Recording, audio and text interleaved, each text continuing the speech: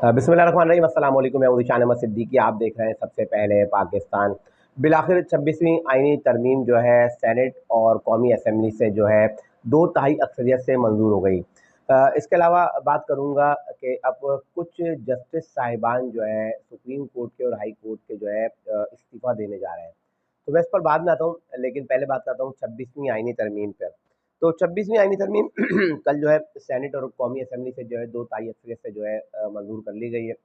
अगर हम सेनेट की बात करें तो सेनेट में 65 वोट जो है हिमायत में और 4 मुखालफत में पड़े, और कौमी असम्बली में 225 वोट जो है इस बिल की हिमायत में पड़े। तो बिलाखिर 2/3 अक्सरियत से ये बिल जो है पास हो गया और अब इसमें आईनी तरमीम हो गई। और इसमें अगर हम बात करें तो सबसे ज़्यादा अहम किरदार इसमें मौलाना फजलुर रहमान साहब का रहा है।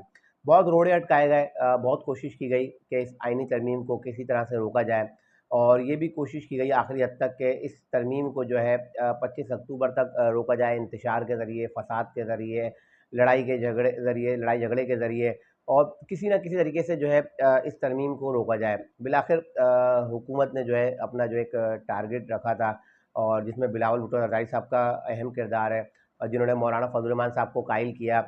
और जब ये आईनी तरमीम जब ये आ रही थी तो मौलाना फजल रहमान साहब ने इस पर सबसे पहले एतराज़ किया था। तो फिर मौलाना फजल रहमान साहब के पास ये मसवदा गया और उनको जो है पेश किया गया, जिसमें मौलाना फजल रहमान साहब ने कहा कि बहुत सी शिकें जो थी उन्होंने इसमें से माइनस की, और जब एंड माइनस करते करते एंड में 26 शिकें रह गई थी, तो उसमें उसके बाद भी मौलाना फजल रहमान साहब ने उसमें 4 कम करके 22 शिकें जो हैं उन्होंने की। उन्होंने कहा 22 ये शिकें हैं, इसमें तरमीम कर दिया है।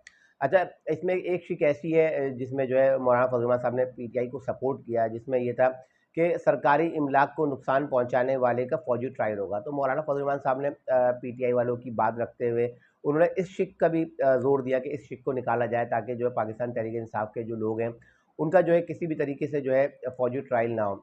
और सबसे अच्छी जो बात रही मौलाना फजल रहमान साहब की, उन्होंने मुल्क से सूदी निज़ाम के खात्मे को जो है ये जो आईनी तरमीम है उस शिक को शामिल किया है। तो इंशाल्लाह अल्लाह पाक ने चाहा तो 2028 तक इस मुल्क से सूदी निज़ाम को ख़त्म करने की पूरी कोशिश की जाएगी। यानी इस बिल के मुताबिक तो ख़त्म हो जाएगा, लेकिन ये ज़ाहिर सी बात है इतनी जल्दी सिलसिला ख़त्म नहीं होगा। लेकिन बहरहाल ये पहला स्टेप तो लिया गया मौलाना साहब की जानिब से, जिसमें मौलाना साहब को मैं सलाम पेश करता हूँ कि उन्होंने एक अच्छा कदम उनका ये है, और उन्होंने कोशिश तो की ना, और उनके मुताबिक 2028 तक जो है मुल्क से सूदी निज़ाम का जो है ख़ात्मा हो जाएगा। एक अच्छा अमल रहा, बहुत कोशिश की गई कि, और हम तो अपनी खबर कल पहले ही दे चुके थे कल सुबह कि 20 तारीख यानी कि कल के दिन का हमने कल ही कहा था कि आज हर हाल में जो है ये आईनी तरमीम पास होगी, कौमी से भी और सैनेट से भी। अब मंजूर हो गई है, वज़ीर आज़म ने जो समरी पर दस्तखत कर दी और सदर पाकिस्तान को जो है अब भेज दिया गया है। अब असल मसला है क्या? अब असल मसला है चीफ जस्टिस ऑफ पाकिस्तान की तैनाती का मामला है ना। कल पाकिस्तान तहरीक इंसाफ के लोगों ने खड़े होकर शोर किया है ना असेंबली में। उमर अयूब साहब ने कहा, बैरिस्टर गौहर ने कहा, उन्होंने हमारे लोगों को उठाया, ख़रीदा, और इसके अलावा उन्होंने कहा कि इन्होंने जो है ये 25 तारीख के बाद भी ये तरमीम कर सकते थे, लेकिन इन्होंने जो है जल्दबाजी में और ये जो है इस तरमीम को इन्होंने पेश किया और पास भी कर लिया। अच्छा, ये अपने लोगों को जो गालियाँ दे रहे थे, गद्दार गद्दार के इन्होंने टैग लगा दिए डॉक्टर ज़रका को, और सेनेटर डॉक्टर ज़रका है ना, और मैंने बताया था कि शायद वो वोट दें। उसके अलावा सेनेटर सलीम साहब जो हैं, ये 2 लोगों का इन्होंने कहा था ये जो है हमारे खिलाफ वोट देंगे। अच्छा, इन दोनों ने वोट ही नहीं दिए। और इसके अलावा कौमी असम्बली में ज़ैन कुरैशी का कहा, और 1-2 लोगों को, और पीटीआई वालों ने जिन्होंने ट्रोलिंग शुरू कर दी ना अपने लोगों की, ये गद्दार है, गद्दार है। अच्छा, इनके वोट की ज़रूरत ही नहीं पड़ी, और मैंने आप शायद अगर आप मेरा वीलॉग पहले उठा लें तो मैंने आपको ये बात बोली थी कि हुकूमत को जो है ज़रूरत ही नहीं पड़ेगी किसी के भी वोट की, कि किसी का वोट तोड़ के जो है ये अपने नंबर्स पूरे करें। बहरहाल इनके नंबर्स पूरे थे। अब असल मसला है, जो फड्डा है वो चीफ जस्टिस की तैनाती का है।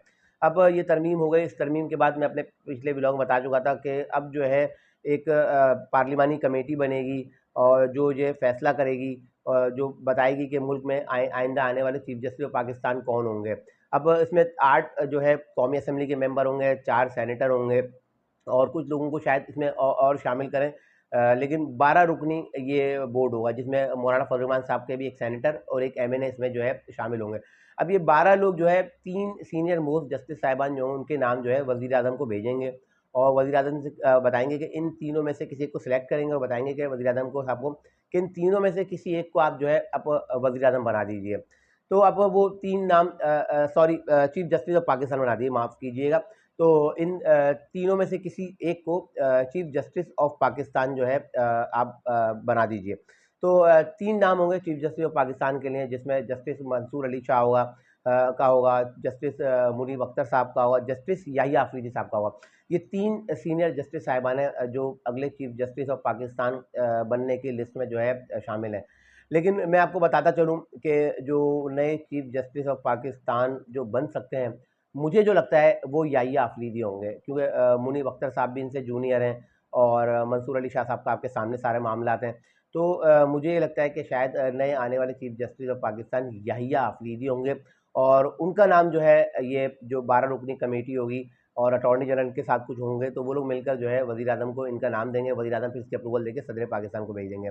तो नए चीफ जस्टिस याहिया अफरीदी साहब हो सकते हैं, मेरी ये खबर है। इसके अलावा इलेक्शन कमीशन ऑफ पाकिस्तान का मैं थोड़ा सा खबर दे देता हूँ। इलेक्शन कमीशन ऑफ पाकिस्तान अब आज़ाद हो गया है और 8 रुकनी जो सुप्रीम कोर्ट का एक बेंच था, 2 ताई अक्सरियत वाली, जो एक बात थी ना कि अक्सरियती फैसले की, कि 12 रुकनी बेंच में से 8 ने फैसला दिया था कि ये मखसूस नशिस्त वाला मामला था ना कि पीटीआई को जो है वो नशिस्तें दे दिया। तो वो मामला भी अब जो है ख़त्म हो गया कल के बाद से, उस पर भी जो है अब पानी पड़ गया और वो मामला भी ठंडा। अब इलेक्शन कमीशन ऑफ पाकिस्तान आज़ाद हो गया है। अब इलेक्शन कमीशन ऑफ पाकिस्तान जब ये आईनी बेंच बनेगा, इसमें जाएगा और इनसे इस्तदा करेगा और इधर जब इस्तदा होगी और वो बताएंगे कि भैया हमने क्या करना है, उस 8 जस्टिस साहिबान का जो फैसला उस पर अमल दरामद करना है या नहीं करना है। तो यकीनी तौर पे अब इलेक्शन कमीशन ऑफ पाकिस्तान भी आज़ाद है और वो देखिएगा, पता चल जाएगा कि इलेक्शन कमीशन ऑफ पाकिस्तान ने मखसूस नशिस्त से अब पाकिस्तान पीपल्स पार्टी, पाकिस्तान मुस्लिम लीग नून और जेयूआई और एमक्यूएम को ये मखसूस नशिस्तें जो अलॉट कर दी जाएंगी, जो अभी बाकी की मखसूस नशिस्तें रह गई हैं। तो मैं बात कर रहा था कि अब कुछ जस्टिस साहिबान के जो है रिज़ाइन आने वाले हैं। अब जब ये पार्लिमानी कमेटी जब ये नाम देगी, मैंने 3 नाम आपको बताए कि ये 3 नाम हैं जिनमें से जो है पूरा जो है जस्टिस याहिया अफरीदी साहब के नाम निकलेगा और यकीनी तौर पे जब ये नए चीफ जस्टिस ऑफ पाकिस्तान बनेंगे, तो इनके नीचे जस्टिस मुनीब अख्तर, जस्टिस जो मंसूर अली शाह और इसके अलावा हाई कोर्ट के कुछ जस्टिस साहिबान जो है इस्तीफ़ा दे सकते हैं। अच्छा, जस्टिस मंसूर अली शाह और जस्टिस मुनीब अख्तर साहब का तो मैं कह सकता हूँ कि दोनों जो है, ये दोनों तो रिज़ाइन कर देंगे और इसके अलावा हाई कोर्ट के कुछ जस्टिस साहिबान हैं, वहाँ से भी कुछ इस्तीफ़े आ सकते हैं। हो सकता है 8-10 ये इस्तीफ़े जो हाई पे आएँ और 2 मैंने ये नाम बताए। अगर ये हाई और सुप्रीम कोर्ट से अगर ये कुछ इस्तीफ़े आते हैं, तो हुकूमत पाकिस्तान ने उसका बंदोबस्त भी कर रखा हुआ है, क्योंकि उनको पता है कि किन-किन लोगों के इस्तीफ़े आ सकते हैं। तो हुकूमत अपनी पूरी तैयारी के साथ जो है इस आईनी तरमीम को जब लेके आई है पार्लियामेंट में, तो उन्होंने अपना पूरा होमवर्क कंप्लीट किया हुआ था। तो उनका ये होमवर्क भी कंप्लीट है कि अगर जैसे ही अगर ये हम करते हैं जस्टिस याहिया अफरीदी या जो भी, क्योंकि मैंने याहिया अफरीदी साहब का मैं नाम समझता हूँ कि अगले चीफ जस्टिस ऑफ पाकिस्तान वही होंगे। अगर यही बनते हैं, अगर हुकूमत पाकिस्तान के जो 12 रुकनी कमेटी अगर इन्हीं का नाम देती है, तो वो उनको मेंटली वो तैयार है, उनको पता है कि किन-किन लोगों के इस्तीफ़े आ सकते हैं। तो उन्होंने अपना होमवर्क कंप्लीट किया है और थोड़ी-सी परेशानी होगी, कुछ दिन के मामलात आउट होंगे, ज़ाहिर-सी बात है एकदम से अगर कुछ जस्टिस साहिबान अगर इस्तीफ़ा देंगे तो अदालती मामलात कुछ ना कुछ तो डिस्टर्ब होंगे, लेकिन हुकूमत उसको जो है बहुत जल्द कंट्रोल कर लेगी।